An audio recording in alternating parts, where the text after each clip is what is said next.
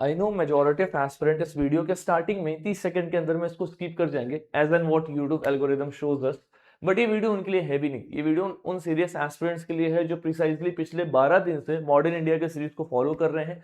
This is the 12th day of the series और आज के पर्टिकुलर डे में मैं आप सभी को पढ़ाने वाला हूँ नॉन कोऑपरेशन और खिलाफत मोमेंट, और इस तरीके से कहानी आगे जाकर के स्वराज पार्टी तक कैसे फॉर्मुलेट होते हुए नजर आ रही है।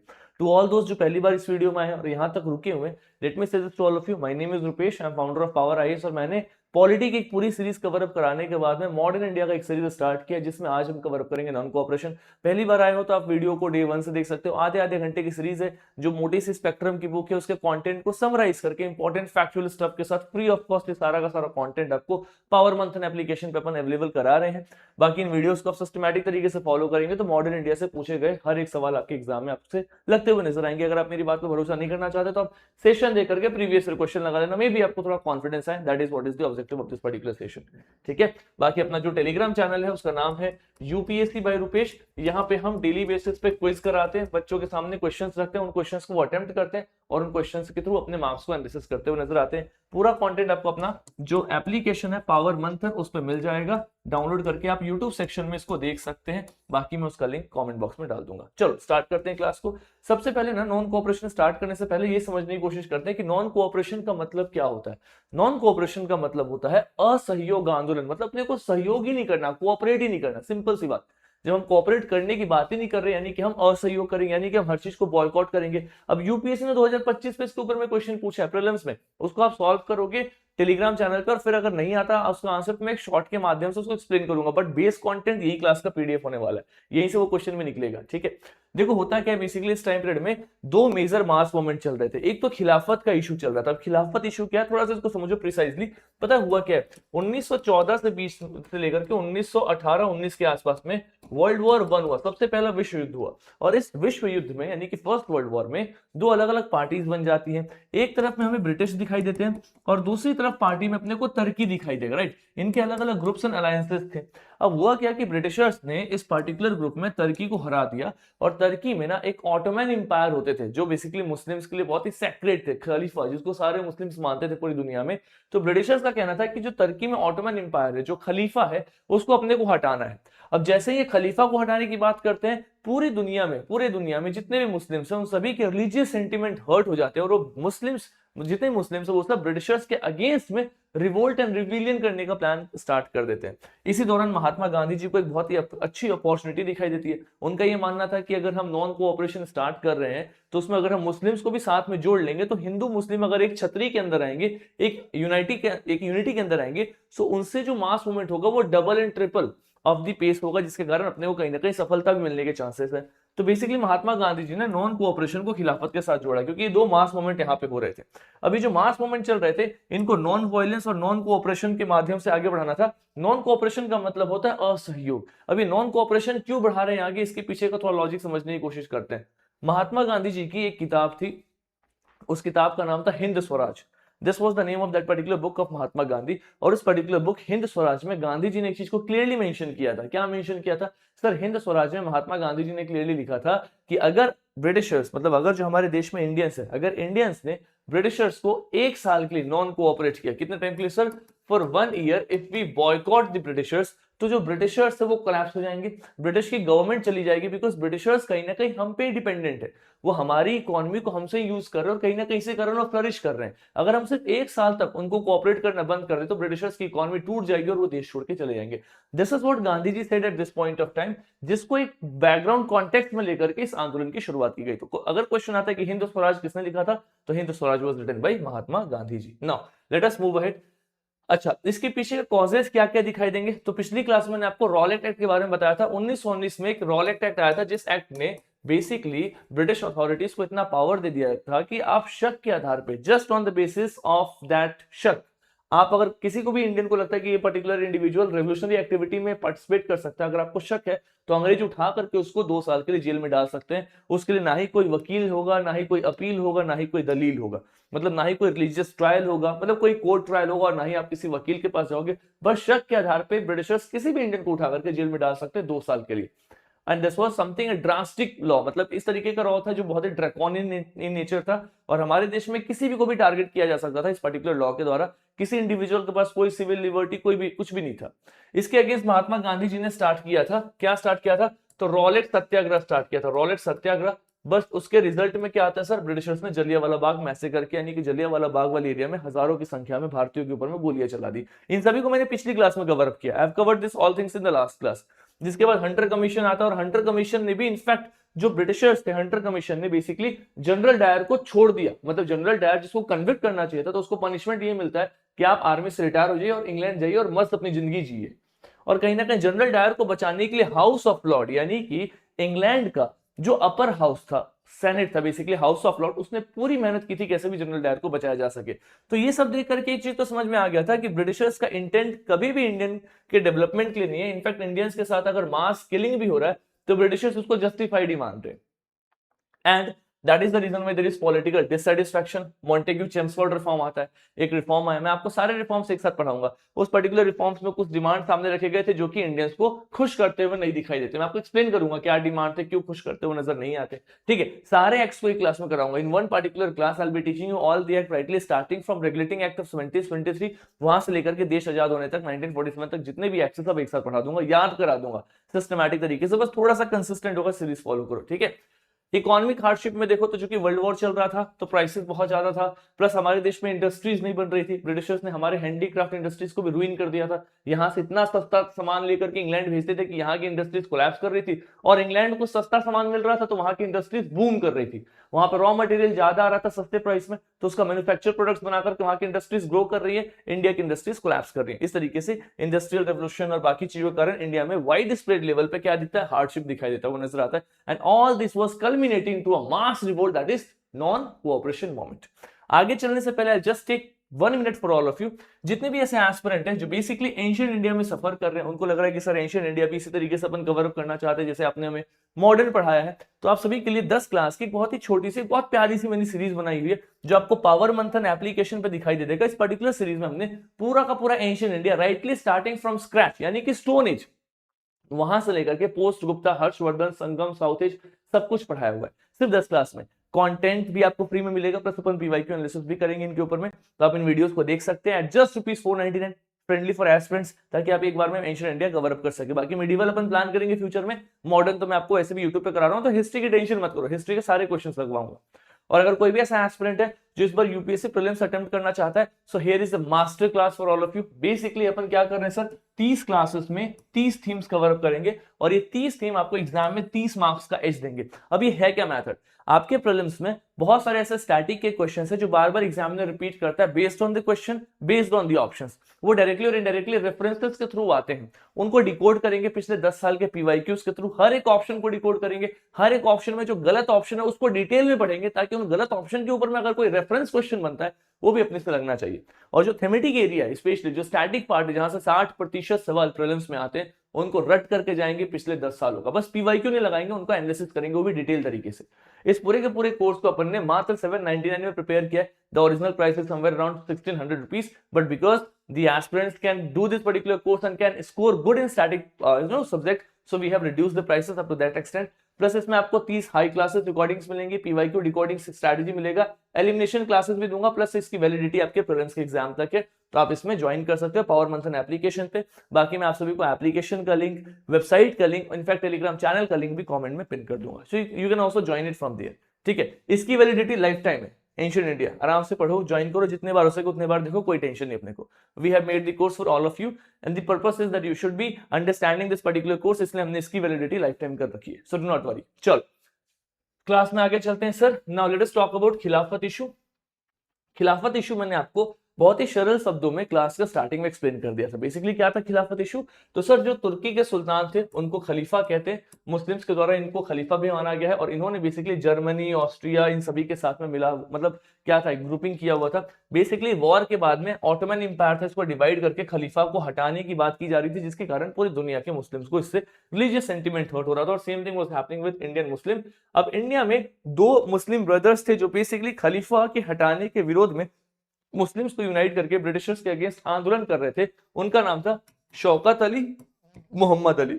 Now these two are called as Ali brothers. क्या बोलते हैं इनको? They are called as Ali brothers.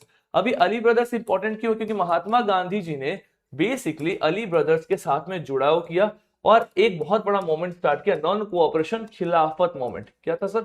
Non cooperation खिलाफत मोमेंट, जहां पे मैसिव स्केल पे हिंदू एंड मुस्लिम यूनिटी देखने को मिलता है। अगर मैं आपको एक इंपॉर्टेंट सी बात बताऊं तो आगे मैं आपको जितने भी मोमेंट्स पढ़ाऊंगा ना, चाहे वो सिविल डिसोबीडियंस हो, क्विट इंडिया मोमेंट हो, ट्रस्ट मी इस लेवल का हिंदू मुस्लिम यूनिटी आपको वहां भी देखने को नहीं मिलेगा जिस लेवल का हिंदू मुस्लिम यूनिटी आपको यहां देखने को मिलता है।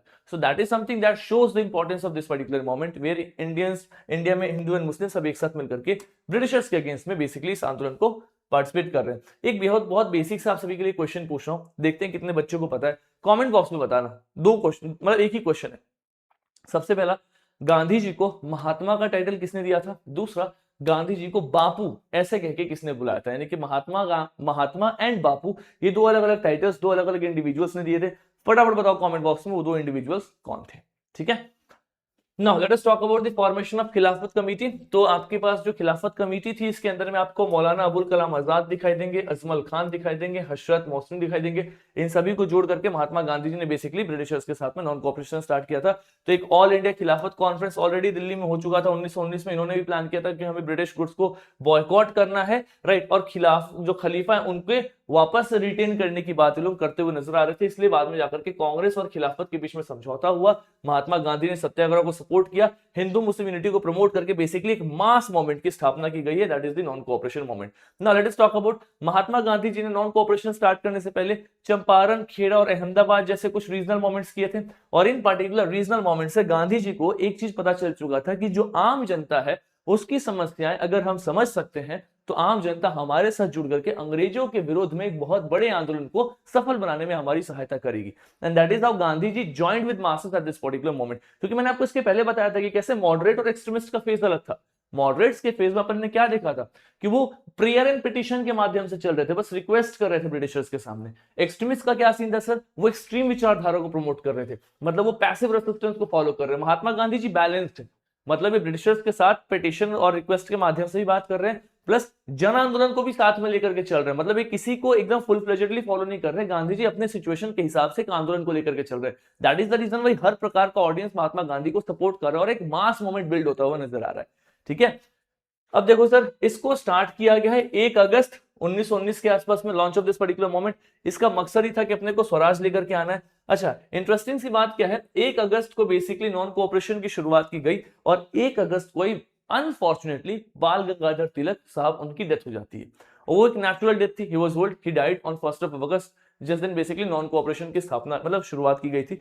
तो कहीं ना कहीं एक तरफ में लोगों के मन में दुख भी था, एक तरफ से लोगों के मन में एक क्रोध भी था और अंग्रेजों के अगेंस्ट शुरू किया हुआ एक मोमेंट को लेकर के एक्साइटमेंट भी था। सो इस तरीके से इंडियन नेशनल पॉलिटिक्स में कुछ चीज होता हुआ नजर आता है ऑन द 1 अगस्त। तो अगर क्वेश्चन रिलेट करके आगे इस दो इवेंट से तो कंफ्यूज मत होना, दिस इज ट्रू। बहुत सारे बच्चों को नहीं पता और बहुत सारी किताबों में लिखा भी नहीं है, बट मैं आपको इसलिए बता रहा हूँ ताकि अगर क्वेश्चन इन डेप्थ पूछा तो आपको आइडिया होना चाहिए कि हाँ जी भी ऐसा कुछ हुआ था। ठीक है, बॉयकॉट में देखो सबसे पहला कर रहे हैं लोग पॉलिटिकल बॉयकॉट। पॉलिटिकल बॉयकॉट का मतलब होता है कि हर प्रकार के टाइटल ऑनर सबको सरेंडर कर देना। इसमें boycott of legislative council, boycott of law court, boycott of government education institution, हर चीज को बॉयकॉट करो। अब यूपीएससी ने पता है प्रीलिम्स ऑप्शन में क्या लिखा हुआ था कि boycott of titles and honours in public but retaining them in private places. इस तरीके से यूपीएससी ने ट्रैप बनाया था। मतलब जितने भी लोग हैं वो टाइटल और ऑनर जो अंग्रेजों ने दिया हुआ उसका बहिष्कार कर रहे हैं पब्लिक प्लेसेस में, प्राइवेट जगह पे वो टाइटल और उसको इस्तेमाल करें, ऐसा कुछ भी नहीं है। आपने एक बार बहिष्कार कर दिया, बॉयकॉट कर दिया, मतलब you have done a complete boycott. अब इसमें कुछ रिटेंशन नहीं, कुछ बहिष्कार नहीं, कुछ भी नहीं। अगर एक बार बॉयकॉट मतलब पूर्ण तरीके से उसको बॉयकॉट कर दिया गया। So that is something which is important, like surrender of the titles and honour. So yes this is true, public place हो प्राइवेट प्लेस हो हर जगह पे टाइटल ऑनर को सरेंडर कर दिया गया था। इकोनॉमिक बॉयकॉट में दिखाई देगा बॉन फायर्स ऑफ फॉरेन क्लोथ्स, मतलब जो फॉरेन क्लोथ्स थे उनको एक जगह बुला करके बहुत मैसिव स्केल पे जलाया गया। बहुत बड़े स्केल पे sir foreign cloth import decline होता है, प्लस स्वदेशी स्वदेशी यानी कि खादी का प्रमोशन, चरखा को प्रमोट करना गया, टचेबिलिटी अनटचेबिलिटी को हटाया गया, हिंदू मुस्लिम यूनिटी दिखाई दिया, प्लस लिक्वर्स को भी बॉयकॉट किया गया। यानी कि हर प्रकार से समाज में सबने बेसिकली जम करके सपोर्ट किया। स्टूडेंट्स देखो तो सर वो स्कूल एंड कॉलेजेस छोड़ने के लिए तैयार है। स्टूडेंट्स का तो आज भी सीन है सर, मतलब ठंड हो जाए गर्मी हो जाए बस एक ऑर्डर आ जाए स्कूल और कॉलेज नहीं जाना, एकदम चिल खुश, राइट। तो स्टूडेंट्स उस टाइम पे वैसे ही थे ना, सबने स्कूल कॉलेजेस को बॉयकॉट किया।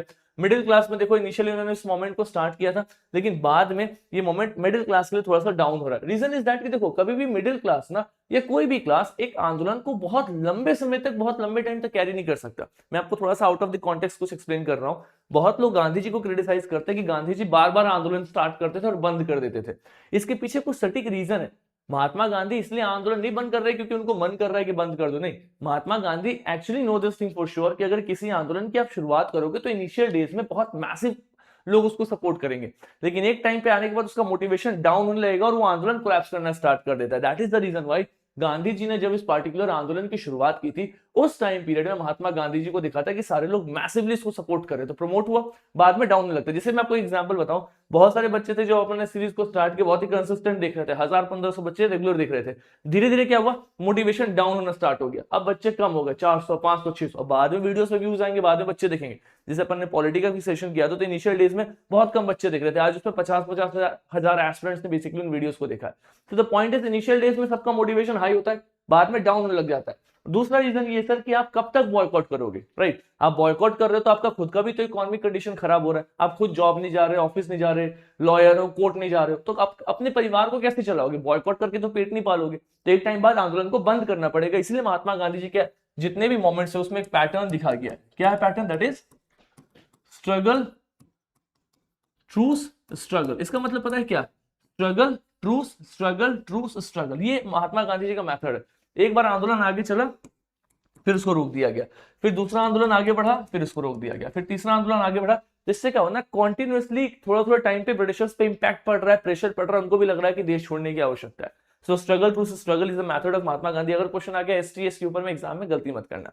चलो, तो मिडिल क्लास ने भी सपोर्ट किया, बिजनेस क्लास ने भी बॉयकॉट को स्टार्ट किया, उनको फायदा भी हुआ स्वदेशी से, बिकॉज अगर लोग स्वदेशी यूज करेंगे तो जो आपका बिजनेस क्लास है स्वदेशी प्रोड्यूस कर रहा है, उनके सामान बिक रही है। पीजेंट्स ने तो बड़े स्केल पे सपोर्ट किया ब्रिटिशर्स के अगेंस्ट में। वुमेन ने भी पर्दा सिस्टम छोड़ करके इनफैक्ट बहुत मैसिव स्केल में डोनेट किया। अच्छा, चूंकि इस टाइम पीरियड में तिलक जो थे उनकी डेथ हो गई थी, तो उनके नाम पे तिलक स्वराज फंड बनाया गया था। ये फंड इसलिए बनाया गया था कि भैया अगर हम ब्रिटिशर्स के दी हुई चीजों को बॉयकॉट कर रहे हैं तो उसका अल्टरनेटिव क्या है, हम अपने देश में कैसे मास मूवमेंट को जस्टिफाई करेंगे, किस तरीके से हम अपने देश में खादी और बाकी चीजों को प्रमोट करेंगे। We need is funding. तो पैसे के लिए सब लोग चंदा डालते थे इस पर्टिकुलर फंड में। इस फंड का नाम था तिलक स्वराज फंड, बिकॉज तिलक जी की डेथ हुई थी और बेसिकली स्वराज को प्रमोट किया जा रहा था, तो तिलक स्वराज फंड करके एक फंड को प्रमोट किया गया था। इसमें काफी मतलब क्या होता है, डोनेशन आता हुआ नजर आता है, अप्रोक्सीमेटली 1 करोड़ के आसपास में डोनेशन आता है इसमें, और फ्रीडम मूवमेंट को इससे सपोर्ट किया गया।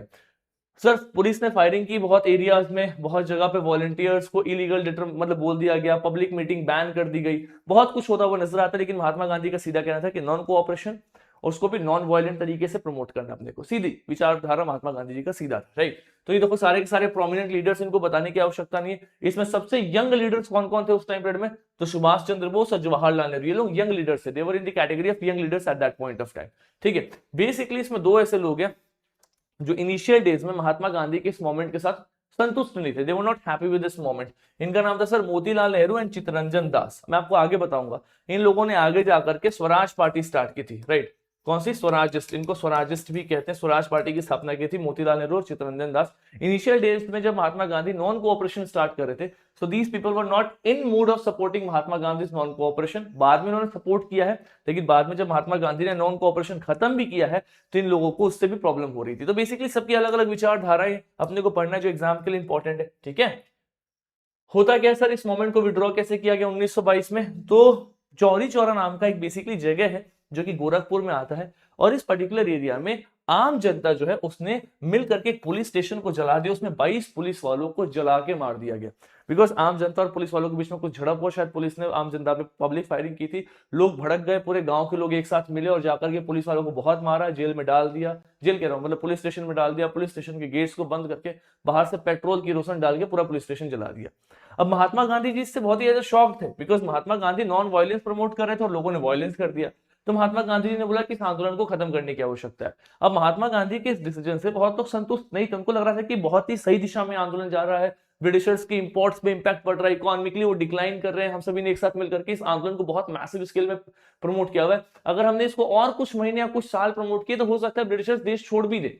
नॉन कोऑपरेट करने से। लेकिन महात्मा गांधी ने अचानक से डिसाइड कर दिया कि इस आंदोलन को खत्म करना है, इससे बहुत लोगों को प्रॉब्लम हो रहा था, बहुत तो क्रिटिसाइज भी कर रहे हैं गांधी जी को। बट गांधी जी की विचारधारा बहुत ही सरल है। उनका ये मानना है कि जब एक छोटे से चिंगारी को लेकर के अंग्रेज आग जला सकते हैं, तो ये वायलेंस भी एक छोटी सी चिंगारी है। इस वायलेंस को एक चिंगारी का माध्यम देकर के अंग्रेज ना जाने कितने निर्दोष को देश में मार सकते हैं। ये कह कि हमारे लोगों को इन्होंने मारा था। तो आप समझो, they will use violence to a massive scale which is not justified. आप देखो ना जलियांवाला बाग में क्या हुआ था, है ना, किसी ने कोई भी फायरिंग नहीं की थी, सारे के सारे आम जो जितने भी लोग थे वहां पे सब अनआर्म्ड थे, किसी के पास कोई बंदूक नहीं था। ब्रिटिशर्स इंटर करते और सबके ऊपर में गोलियां चलवाते हैं। तो दैट शोज कि भैया इतने मैस स्केल पे अगर वो फायरिंग हो रही है तो it is not something justified, है ना। तो इमीडिएट विड्रॉल की बात की, बहुत सारे लीडर्स है। अब देखो उन्हीं लीडर्स का मैं यहाँ पे नाम ले रहा हूँ, जिसमें आपको चित्तरंजन दास, सीआर दास, मोतीलाल नेहरू, सुभाष चंद्र बोस, जवाहरलाल नेहरू, लोग डिसएग्री कर रहे हैं। सीआर दास और मोतीलाल नेहरू तो इस लेवल तक डिसएग्री कर रहे हैं कि ये बोल रहे हैं कि भैया अगर आपने इस आंदोलन को खत्म कर दिया तो हम लोग एक नई पार्टी बनाएंगे और हम लोग फिर महात्मा गांधी की विचारधारा को उतने फॉलो नहीं करेंगे, और इसलिए आगे चल के स्वराज पार्टी भी बनाते हैं। महात्मा गांधी जी को अरेस्ट कर लिया गया मार्च 1922 में। 6 साल के लिए इनको जेल मतलब सजा सुनाई गई। बट कुछ ही टाइम में महात्मा गांधी छूट जाते बिकॉज उनकी हेल्थ डिटोरिएट होने लग जाती है। तो इसके फेलियर्स क्या है, what are the causes of the failure? सबसे पहला है गवर्नमेंट नॉन रिस्पॉन्सिव। गवर्नमेंट कुछ ज्यादा रिस्पॉन्स नहीं दे रही थी किसी भी तरीके से, गवर्नमेंट ने लोगों के साथ नेगोशिएट नहीं किया था, तो इसलिए कहीं ना कहीं नॉन कोऑपरेशन मतलब फेल हो रहा है। देखो पास कब होता है मोमेंट, जब गवर्नमेंट उसके साथ में नेगोशिएट करे और गवर्नमेंट खुद कुछ चीज एक्सेप्ट करे। फॉर एग्जांपल आगे मैं आपको सिविल डिसोबीडियंस पढ़ाऊंगा, तो वो आंदोलन इतना बड़ा चल रहा है कि लॉर्ड इरविन आके खुद नेगोशिएट करने के लिए तैयार है, तो लगता है कि हाँ इस आंदोलन ने कुछ बड़ा काम किया। नॉन कोऑपरेशन में बहुत बड़ा नेगोशिएशन कुछ हुआ नहीं। प्लस मोमेंट फटीग, लोग ऑलरेडी थक गए थे, क्योंकि देखो सबसे पहला जन आंदोलन है ना। अब इसके बाद अगर महात्मा गांधी सिविल डिसोबीडियंस करते हैं, क्विट इंडिया करते हैं, तो ब्रिटिशर्स को एक अंदाजा लग चुका है नॉन कोऑपरेशन का। तब वो महात्मा गांधी जी की ग्रेविटी को समझ जाते हैं, तो अगले मोमेंट से वो कहीं ना कहीं गांधी जी के साथ में रिस्पॉन्सिव होते हैं, नेगोशिएट कर रहे हैं। बट यहाँ पे ऐसा हुआ नहीं था।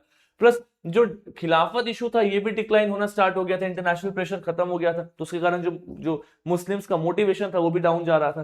प्लस जो इलाइट क्लास था उसके पास में बहुत ही लिमिटेड इंथुसियाज्म था, बिकॉज जो इलाइट है वो क्यों बेसिकली एक आम जनता और एक किसान और गरीबों के मोमेंट को सपोर्ट करेंगे, वो तो ऑलरेडी ब्रिटिशर्स के दोस्त है। So they had limited interest to this, right. तो और दूसरा तो आपको पता ही है वायलेंस का इस्तेमाल, इससे इंपैक्ट क्या पड़ता था इसे बताने की आवश्यकता नहीं। पॉजिटिव इंपैक्ट ये था कि पॉलिटिकल लेवल पे मास मोबिलाइजेशन हो रहा था, नेशनल इंस्टीट्यूशंस को क्रिएट किया गया था। यहाँ पे क्वेश्चन आता है नॉन कोऑपरेशन के टाइम पीरियड में कुछ नेशनल इंस्टीट्यूशंस को क्रिएट किया गया था। क्यों क्रिएट किया गया? क्योंकि अगर हम ब्रिटिश के इंस्टीट्यूशंस को बॉयकॉट करेंगे तो उसका सब्स्टिट्यूट कुछ तो हमारे पास, अगर हमारा बच्चा अंग्रेजी संस्था में नहीं जा रहा तो हिंदी संस्था भी तो कहीं तो जाए, अनपढ़ तो नहीं बना सकते ना उनको। तो उसी के लिए कुछ इंस्टीट्यूशंस को स्टैब्लिश किया गया। अब इनका नाम याद रखना, यहाँ से क्वेश्चन आते हैं। For example Vidyapeeth, right, Gujarat, Kashi, Bihar, ये विद्यापीठ इनको स्टैब्लिश किया गया स्पेशली नॉन कोऑपरेशन मोमेंट के टाइम में। Bengal national university, Jamia Millia Islamia, national मुस्लिम यूनिवर्सिटी, सब के सब नॉन कोऑपरेशन में स्टार्ट किए गए एक सब्स्टिट्यूट के रूप में। यहां से भी क्वेश्चन बनता है, ठीक है। प्लस सर यहाँ पे लोगों को स्वराज, स्वदेश, खादी ऐसी विचारधाराएं समझ में आने लगती हैं और लोग कहीं ना कहीं विचारधाराओं को सपोर्ट भी कर रहे हैं।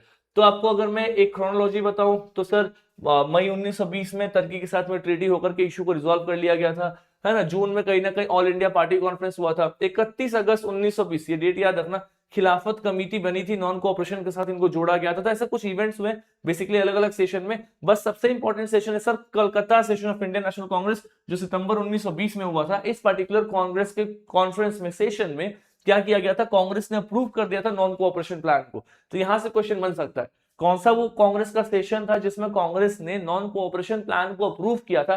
That is the September 1920 Calcutta session. इसी पर्टिकुलर सेशन ने कहीं ना कहीं इस प्रोग्राम को क्या किया था सर, अप्रूव किया था। तो यहां से कुछ भी पूछा जाए तो गलती मत करना, बाकी इन सभी चीजों का फटाफट ट्रीट करके आगे बढ़ सकते हो, राइट। बाकी मैंने सीरीज के बारे में आपको ऑलरेडी बता दिया, जिनका यूपीएससी प्रीलिम्स है तो बताने की आवश्यकता है नहीं। फिर से चले आगे, चलो। अब एक स्वराज पार्टी बन रही है। अब होता क्या, इस चीज को समझो। जब नॉन कोऑपरेशन मोमेंट स्टार्ट हुआ था तो नॉन कोऑपरेशन मोमेंट ने कहा था कि हम हर जगह से अंग्रेजों को नॉन कोऑपरेट कर रहे हैं। मतलब ब्रिटिशर्स ने एक काउंसिल इलेक्शन का एक फॉर्मूला बताया था। 1919 में एक एक्ट आया था और उस एक्ट में बोला गया था कि अगर इंडियंस चाहे तो वो काउंसिल में इलेक्शन में पार्टिसिपेट कर सकते हैं और इलेक्शंस में जीत करके अंग्रेजों के साथ मिल करके काउंसिल्स में बैठ करके कानून बना सकते हैं। मतलब Indians and Britishers both of them will sit together at one place and they will make law for the country, right, council election में पार्टिसिपेट करने के लिए। इंडियंस ने पूर्ण रूप से डिनाई कर दिया था कि भैया हम किसी भी प्रकार से काउंसिल इलेक्शन में पार्टिसिपेट नहीं करना चाहते, we do not want to participate in the council elections, and that is the reason why यहाँ पे स्वराज पार्टी मतलब नॉन कोऑपरेशन मूवमेंट चल रहा था। बिकॉज नॉन कोऑपरेशन का मतलब क्या, कोऑपरेट नहीं करना, तो हम काउंसिल इलेक्शन में भी पार्टिसिपेट नहीं करेंगे, आपको कोऑपरेट नहीं करेंगे। लेकिन जैसे ही महात्मा गांधी जी ने नॉन कोऑपरेशन मूवमेंट को खत्म किया, तो इंडियन नेशनल कांग्रेस के कुछ leader, for example C R Das, Motilal Nehru, उनका ये कहना था कि हमें काउंसिल इलेक्शन में पार्टिसिपेट करना चाहिए, अंग्रेजों के साथ बैठ करके वहां पे अंग्रेज अगर इंडियंस के अगेंस्ट में कोई एक्ट बना रहे हैं तो उसको वहीं पे डिफेंड करना चाहिए। We should be there in the council, we should sit with them, we should be a part of law making process.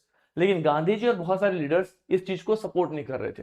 अब उनका क्या मत था, तो उनका ये मानना था कि अगर हम ब्रिटिशर्स के साथ मिलकर के काउंसिल इलेक्शन पार्टिसिपेट करेंगे तो जो इंडियंस है, जो एक मेजोरिटी सेक्शन ऑफ इंडियंस जो अनएडुकेटेड है, उनके सामने एक मैसेज जाएगा कि इंडियन नेशनल कांग्रेस ब्रिटिशर्स के साथ मिल चुकी है, तो फिर मास मूवमेंट हमें सपोर्ट नहीं करेगा। We have to be there with the masses, we have to retain the power of masses, so we cannot betray the people because the people will think that we are supporting the Britishers, which is not the case। तो हमें boycott करने की आवश्यकता है। लेकिन basically सी R Das, Motilal Nehru करते नहीं, हम काउंसिल इलेक्शन में पार्टिसिपेट करेंगे, अंग्रेजों के साथ बैठेंगे और वहां पे कहीं ना कहीं पॉलिसीज को डिफेंड करेंगे। तो ऐसा लग रहा था क्या कि इंडियन नेशनल कांग्रेस फिर दो पार्ट में स्प्लिट होने वाली है। याद है, एक मैंने आपको पढ़ाया था 1907 में सूरत स्प्लिट हुआ था, जहां पे मॉडरेट एंड एक्सट्रीमिस्ट के बीच में टूट हो गया था और कहीं ना कहीं इंडियन नेशनल कांग्रेस टूट गई थी। इसका फायदा किसको मिला था, अंग्रेजों को मिला था। कई साल तक कोई बड़ा आंदोलन नहीं हुआ जब तक महात्मा गांधी नहीं आते, राइट। होम रूल लीक करके थोड़ा मोड़ा आंदोलन चलाया गया, एक्टिव किया गया पॉलिटिक्स ग्राउंड को, लेकिन कई साल तक चीजों में बदलाव नहीं हुआ। इनफैक्ट जितने भी एक्सट्रीमिस्ट लीडर थे उनको जेल में डाल दिया गया, कुछ देश छोड़ के भाग गए। गांधी जी के अंदर में यही फियर था कि कहीं फिर से हमारे लीडर्स के बीच में टूट ना पैदा हो जाए, ऐसा ना हो कि हम ही आपस में लड़के टूट जाए। सो गांधी जी ने बेसिकली इस टाइम पीरियड में सामने स्टेप इन करते हैं और इसको रोकने की कोशिश करते हैं। कैसे कोशिश करते हैं ये भी सुन लो, फिर मैं आगे फटाफट रीड करूंगा, कहानी कंप्लीट है। महात्मा गांधी जी ने पहली बार और आखिरी बार इंडियन नेशनल कांग्रेस की अध्यक्षता की है। Mahatma Gandhi has presided the Indian National Congress for the first and the last time, that is the Belgaum session.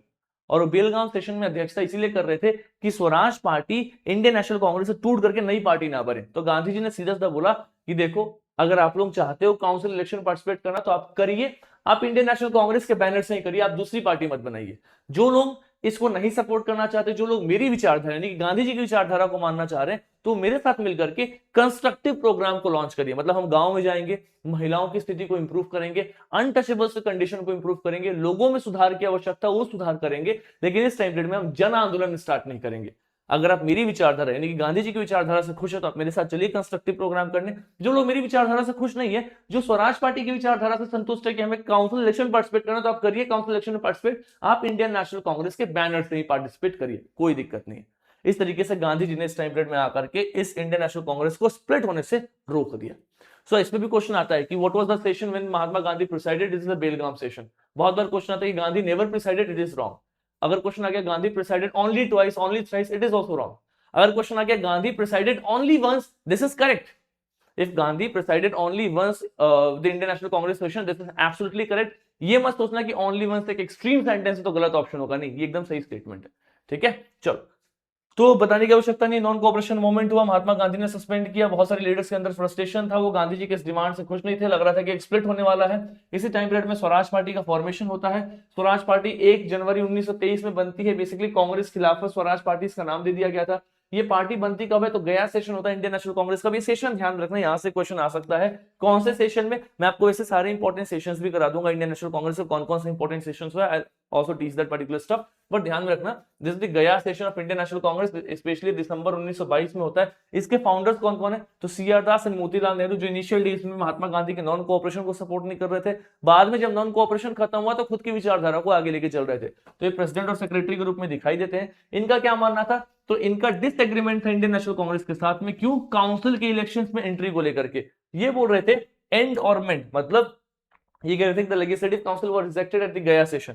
Initially Indian National Congress ने काउंसिल इलेक्शन में पार्टिसिपेट करने के लिए गया सेशन में मना कर दिया कि नहीं भैया, कोई काउंसिल इलेक्शन में हम लोग पार्टिसिपेट नहीं करने वाले। तो लगा कि कांग्रेस में स्प्लिट होने वाला है। सी आर दास, मोतीलाल नेहरू अपना एक दूसरा पार्टी बना करके वो काउंसिल के इलेक्शन में पार्टिसिपेट करेंगे और ब्रिटिशर्स को कॉलोनियल गवर्नमेंट में ऑब्स्ट्रक्ट करेंगे, रोकने की कोशिश करेंगे। ये इनकी विचारधारा थी।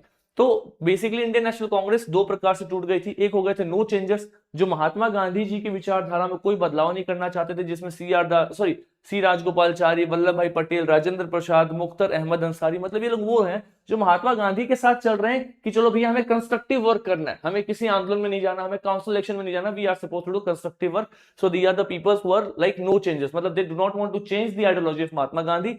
ठीक है, इनका स्ट्रेटजी था कि अभी हम बॉयकॉट को कंटिन्यू रखेंगे और हम कंस्ट्रक्टिव काम, फॉर एग्जांपल खादी, विलेज में जो इश्यूज है उनको सही करना, एजुकेशन में हम इसको सही करना, ये सब काम में हम लगेंगे। ठीक है, on the other hand Swaraj party बन गई थी जो प्रो चेंजर्स थे। वो कह रहे थे कि महात्मा गांधी की विचारधारा में हम बदलाव करना चाह रहे हैं, हम चाहते हैं कि हम स्वराज लें लेकिन हम अपना खुद का संविधान बनाए, लेजिस्लेटिव काउंसिल में पार्टिसिपेट करें और ब्रिटिशर्स को वहीं पर रोके, ऐसा कुछ करके इनका बेसिकली प्लानिंग था। राइट, तो ऐसा लग रहा था कि स्वराज वालों ने अपना मैनिफेस्टो जारी कर दिया था कि भैया हम इलेक्शन में पार्टिसिपेट करने वाले हैं, और लगभग हम इसमें आगे बढ़ रहे थे, तभी महात्मा गांधी आते हैं पिक्चर में, स्टेप इन करते हैं और कहीं ना कहीं बेलगांव सेशन में पार्टिसिपेट करके इस प्रॉब्लम को खत्म कर देते हैं। इसके बाद स्वराज पार्टी इलेक्शन लड़ती है। रिजल्ट क्या है सर? 42 सीट जीत जाती है आउट ऑफ 141 सीट में से 42 सीट सेंट्रल असेंबली में लोग जीत जाते हैं, and they became the largest party in central assembly Bengal and Bombay, मतलब सेंट्रल इंडिया, बंगाल, बॉम्बे में बड़ी पार्टी बनाते हैं और स्पेशली सेंट्रल प्रोविंस वाले एरिया में जीत करके इन्होंने सरकार में पार्टिसिपेट करना स्टार्ट कर दिया था। लेकिन इसी टाइम पे महात्मा गांधी के साथ क्या रिलेशन था ये भी मैं आपको बता दूं। तो बेसिकली इनिशियली महात्मा गांधी को अंग्रेजों ने अरेस्ट कर लिया था, राइट, लेकिन बाद में महात्मा गांधी को जेल से छोड़ दिया गया बिकॉज महात्मा गांधी जी की हेल्थ उतनी अच्छी थी नहीं। बाद में महात्मा गांधी जी ने बेलगांव सेशन की अध्यक्षता की है एंड इन्होंने अलाउ कर दिया, Swarajist were allowed to function with in council is a part of Congress strategy, कि आप काउंसिल में जाइए, पार्टिसिपेट करिए, आप कांग्रेस के ही नाम पे करिए but you should do it. So he basically allowed them to participate in this particular stuff. तो अब जाके स्वराज पार्टी क्या करती है सर? काउंसिल में पार्टिसिपेट करती है, कॉलोनियल एडमिनिस्ट्रेशन को ऑब्स्ट्रक्ट कर रही है, और इसी टाइम पीरियड में महात्मा गांधी कंस्ट्रक्टिव वर्क में लगे हुए हैं। यही सब चीजें आपको दिखाई देगा, इसकी कुछ इंपॉर्टेंस एंड क्या बोलते हैं अचीवमेंट्स, बाकी और कुछ भी नहीं है। We have covered all this particular stuff, right. फिर सिग्निफिकेंस क्या है? तो सिग्निफिकेंस आपको पता ही है सर कि क्या सिग्निफिकेंस हो सकता है। सिग्निफिकेंस ये है कि आप काउंसिल इलेक्शन में जा रहे हैं तो इंटरनेशनल पॉलिटिक्स को आपने एक अलग ग्राउंड दिया हुआ है, मतलब वो ज्ञान वाली बात है, कुछ भी नहीं, आप रीड करोगे समझ में आ जाएगा, नथिंग एल्स। मैंने आपको सब कुछ चीज बोल दिया, आई हैव एक्सप्लेन्ड एवरीथिंग, जो क्रक्स था मैंने आपको एक्सप्लेन कर दिया, बस आपको रीड करना है, you just need to read this. कहां मिलेगा डॉक्यूमेंट? पावर मंथन एप्लीकेशन में फ्री कोर्सेज सेक्शन में जाना, बीच में आएगा लोगो, एप्लीकेशन डाउनलोड करोगे, फ्री कोर्सेज में जाकर के मॉडर्न इंडिया वाईटी नोट्स में जाकर के डाउनलोड कर लेना। लेकिन उसके पहले जाकर के अच्छी रेटिंग और थोड़े अच्छे रिव्यूज डाल देना एप्लीकेशन के लिए, ताकि बाकी बच्चों को भी दिखे कि अपन थोड़ा अच्छा काम कर रहे हैं, है ना। So please do not forget to give the logo your advice or your rating at the end of the day, because that is something which matters the most. Now, Swaraj party decline होने का सबसे बड़ा reason था कि सी R Das ji की death हो जाती है। कब? 1925 में। बाद में पार्टीज के बीच में डिवीजन होने लग जाता है, महात्मा गांधी जी की विचारधारा और प्रमोट होने लगती है, कहीं ना कहीं मास मूवमेंट के साथ इनका कोऑर्डिनेशन कम हो जाता है, गांधी जी की कोऑर्डिनेशन बढ़ रही थी। तो अब जो स्वराज पार्टी डिक्लाइन हो रही है और महात्मा गांधी यूनिलैटरली आगे बढ़ रहे हैं, और आगे चल करके फिर साइमन कमीशन आता है और बहुत सारी चीजें होती हैं। अब देखते हैं साइमन कमीशन का क्या सीन। अब इसको समझना बड़ा इंटरेस्टिंग सा इवेंट हुआ है। एक एक्ट ब्रिटिशर्स ने पास किया था, ये एक्ट था 1919 का एक्ट। मैं आपको सारे एक्ट पढ़ाऊंगा, वापस इसको रिपीट करूंगा, मैं फिर भी आपको बैकग्राउंड बता रहा हूँ। ये एक्ट था सर 1919 का एक्ट। 1919 के एक्ट से ब्रिटिशर्स ने बेसिकली इंडियंस को काउंसिल में एंट्री में थोड़ी संख्या बढ़ा दी थी, प्लस कुछ मेजर रूप में कॉन्स्टिट्यूशनल चेंजेस किए थे, और ये बोला था कि 10 साल बाद हम वापस से भारत में आएंगे और ये देखेंगे कि 1919 का जो एक्ट है, जिसको मॉन्टेग्यू चेम्सफोर्ड रिफॉर्म भी कहते हैं, इस रिफॉर्म में, इस एक्ट में अपने को कोई बदलाव करने की आवश्यकता है या नहीं है। In order to check that, we'll again come to India and we'll see that whether we want to change something or not, है ना। तो इस एक्ट में लिखा हुआ था कि हम 10 साल बाद फिर से आएंगे और आकर के इंडिया के सिचुएशन को रिव्यू करेंगे। लेकिन इसी बीच में होता क्या सर, इंग्लैंड में इलेक्शन हो जाता है। ब्रिटिशर्स में, इंग्लैंड में, बेसिकली ब्रिटिश की जो होम कंट्री इंग्लैंड, वहां पे एक इलेक्शन होता है, और वहां की जो एग्जिस्टिंग गवर्नमेंट थी वो ये दिखाना चाह रही थी कि हम अपने कॉलोनीज के लिए कितने अच्छे हैं। तो इन्होंने इस चीज को दिखाने के लिए जो एक्ट 1929 में आना था, बेसिकली उस साइमन कमीशन को 1927 में ही बना दिया और इसको भारत में भेज दिया। 1927 के दिसंबर या अक्टूबर नवंबर के आसपास में कमीशन बनता है। भारत में 1928 के इनिशियल में, जनवरी या फरवरी के आसपास में देश में आता है। अब इस कमीशन के साथ समस्या क्या था? इस कमीशन के साथ सबसे बड़ी समस्या ये थी सर कि इस कमीशन में 7 लोग थे और 7 के साथ सब ब्रिटिशर्स थे। अब आप मुझे ये बताओ, मैं नॉर्थ इंडिया में रहता हूँ, दिल्ली में रहता हूँ, और मुझे कोई ये कह दे कि आप केरला चले जाइए और केरला का एक शहर है, उस शहर में एक ब्लॉक है, उस ब्लॉक के अंदर में एक गांव है, और उस गांव में लोगों के साथ में कुछ ये प्रॉब्लम्स है, इन प्रॉब्लम्स का आप समाधान करिए। तो can I give a exactly important particular solution for that problem? मेरे से ज्यादा अच्छा सॉल्यूशन उस जगह के रहने वाले लोग बताएंगे जो उस जगह पे पीढ़ियों से रह रहे हैं, उनको पता है इस जगह की ज्योग्राफी कल्चर। मेरे को ना कल्चर पता ना ज्योग्राफी पता ना कुछ पता, how can I ensure something good for those people. Exactly वही हो रहा है साइमन कमीशन के साथ में। साइमन कमीशन भारत में संवैधानिक सुधार करने के लिए आई है, कॉन्स्टिट्यूशनल रिफॉर्म के लिए आई है, लेकिन इस कमीशन में एक भी भारतीय नहीं है। तो भैया भारतीयों से पूछो ना, ask Indians what are the problems that Indians are facing. Britishers कैसे बताएंगे भारतीयों की क्या समस्या है? Please understand my point. That exactly is the reason why this particular commission was not working to that extent in that a manner. उस level पे बदलाव नहीं कर पा रहा, बिकॉज अल्टीमेटली इसमें जितने भी लोग आए हैं सबके सब कौन है? All of them are britishers. और इसीलिए इसको लेकर के एक स्ट्रॉन्ग रेवोल्यूशन, एक स्ट्रॉन्ग रेबल चल रहा है भारत में, जिसको हम क्या बोलते हैं? एंटी साइमन कमीशन प्रोटेस्ट चला रहे हैं, जिसमें गो बैक साइमन के नारे लगाए जा रहे हैं। ठीक है, फटाफट देखेंगे क्या होता है सर। तो साइमन कमीशन 1919 के एक्ट को रिव्यू करने के लिए आ रहा था 10 साल बाद, थोड़ा पहले ही आ गया, 1928 में आ गया। ठीक है, इसका कंपोजिशन देखो, इसके हेड थे सर जॉन साइमन, साथ के साथ अंग्रेजी मेंबर्स थे। इनमें से एक मेंबर थे क्लेमेंट एटली, जो बेसिकली इंडिया में सेल्फ गवर्नमेंट को सपोर्ट कर रहे थे। इसमें एक भी इंडियन मेंबर नहीं थे इस पर्टिकुलर कमीशन में, और इसलिए इस कमीशन को लोगों ने कहीं ना कहीं क्या किया, बहुत ही स्ट्रांगली क्या बोला है सर, इसको अगेंस्ट किया, मतलब इसके अगेंस्ट ऑपरेशन मेथड्स का इस्तेमाल किया, क्रिटिसाइज किया बेसिकली। इसका ऑब्जेक्टिव देखो तो ये गवर्नमेंट ऑफ इंडिया 1919 को रिव्यू करने के लिए आए थे, हमारे देश में कॉन्स्टिट्यूशनल रिफॉर्म करने के लिए आए थे, भविष्य में कैसे सुधार होने चाहिए उस चीज को लेकर के आए थे। प्लस इंडियन नेशनलिस्ट का भी कुछ अलग डिमांड था, लेकिन इसको क्रिटिसाइज क्यों किया गया? बिकॉज इसमें सबके सब यूरोपियन मेंबर्स थे, कोई भी इंडियन नहीं था, तो it was like an insult to Indian nationalism. मतलब भारत में सुधार करना चाह रहे हो और भारतीय ही नहीं तो हमारा इंसल्ट एक तरीके से, include Indians only then we can think कि कुछ बेटर सुधार होगा। इसलिए हर जगह पे गो बैक साइमन के नारे लग रहे थे, और इसमें Muslim League, Hindu Mahasabha, the boycott was supported by, यानी कि सबने इस बॉयकॉट को सपोर्ट किया बेसिकली, और सबने मिलकर के साइमन गो बैक वाले नारे लगाए हैं, right, so that they can strongly stand together against this particular commission, that is Simon commission, that is the Simon go back, right. चलो आउटकम में देखो तो 1930 में इस कमीशन ने अपने रिपोर्ट्स दिए थे, और इस रिपोर्ट्स में बहुत कुछ सजेस्ट किया था। अब एक बार इस रिपोर्ट्स को पढ़ेंगे, राइट। मैं आपको इनके बारे में आगे पढ़ाऊंगा जब मैं 1935 का एक्ट पढ़ाऊंगा बेसिकली। अब होता क्या है सर, इसी टाइम पीरियड में जब साइमन कमीशन के विरोध में बहुत तगड़े नारेबाजी चल रहा था 1928 में, तो इंडियंस उसको सपोर्ट कर रहे थे, दे वर लाइक अपने को साइमन कमीशन नहीं चाहिए। तो ब्रिटिशर्स की तरफ से आया कि ठीक है, तो एक काम करिए, अगर आपको साइमन कमीशन नहीं पसंद, क्योंकि साइमन कमीशन ने रिपोर्ट 1930 में दिया था, तो अभी 1930 में नहीं चलते, 1928 में रहते हैं बेसिकली, जब साइमन कमीशन को अपोज किया गया। तो ये बोला गया अगर आपको साइमन कमीशन नहीं पसंद है, आप ही बता दीजिए कि आपको क्या चाहिए, what you people want, you just tell us. तो इंडियंस ने बोला बेसिकली कि हम मिल करके साइमन कमीशन के अगेंस्ट में एक रिपोर्ट बनाएंगे, खुद का रिपोर्ट, और हम दिखाएंगे कि हमें बेसिकली क्या चाहिए, what is that we want, we will show that thing to this people. तो बेसिकली इंडियंस ने मिलकर के, स्पेशली उस टाइम पे सेक्रेटरी ऑफ स्टेट थे लॉर्ड ब्रेकनवुड, उन्होंने चैलेंज किया था इंडियंस को कि आप खुद का अपना संविधान ड्राफ्ट करिए और बताइए कि सारे इंडियंस एक साथ कैपेबल है और आप लोग उसको फॉलो करेंगे। मतलब it was a challenge by Lord Birkenhead, जो उस वक्त में सेक्रेटरी ऑफ स्टेट थे। इसी को लेकर के, इस चैलेंज को एक्सेप्ट करते हुए इंडिया में बेसिकली एक ऑल इंडिया पार्टी कॉन्फ्रेंस बुलाया गया, जिसमें बहुत सारे लोग थे, और उसका पर्पस था कि हम अपने लिए खुद का संविधान लिखेंगे, will write our own constitutional reforms, और हम अपने इस रिपोर्ट को ब्रिटिशर्स के सामने देंगे और बोलेंगे ब्रिटिशर्स को कि आप साइमन कमीशन का रिपोर्ट नहीं, आप हमारे कमीशन का रिपोर्ट इस देश में लगाइए, because we are the people, we want, we have made this and we are supporting this particular report. इसी को नेहरू रिपोर्ट कहते हैं। क्यों बोलते हैं नेहरू रिपोर्ट? क्योंकि जवाहरलाल नेहरू नहीं है, इस कमीशन के जो चेयरमैन थे उनका नाम था मोतीलाल नेहरू, इसलिए इसके द्वारा दिया गया रिपोर्ट को नेहरू रिपोर्ट कहते हैं। ठीक है, सेक्रेटरी कौन थे इनके? जवाहरलाल नेहरू। बाकी मेंबर्स तेज बहादुर सप्रू, सुभाष चंद्र बोस, इमाम अली, मंगल सिंह, ऐसे अलग अलग लोग भी आपको दिखाई देंगे। ठीक है, इन सभी ने मिलकर के सर 28 अगस्त 1928 में लखनऊ सेशन में क्या किया sir, all India party conference, मतलब अखिल पार्टीज, पूरे देश में जितने भी पार्टीज सब एक साथ आकर के मिलती हैं, और सबसे पहला प्रयास था कि हम अपने खुद के संविधान को बनाएंगे। इन्होंने कुछ रिकमेंडेशंस दिए, नेहरू रिपोर्ट के कुछ रिकमेंडेशंस थे। सबसे पहला रिकमेंडेशन कि भारत को आप डोमिनियन स्टेटस दे दीजिए। अब डोमिनियन स्टेटस का मतलब पता है क्या है? मतलब India, right, on a whole आप देखो तो ब्रिटिशर्स इंडिया को रेगुलेट कर रहे हैं, लेकिन हमारे जो अलग अलग डोमिनियंस है, अलग अलग जो प्रोविंसेस हैं, ये अपने हिसाब से खुद को रेगुलेट करें, इसमें आप इंटरवीन नहीं करेंगे। हम ब्रिटिशर्स के अंदर में we are a part of British commonwealth, लेकिन हम खुद से खुद को रेगुलेट करें, है ना।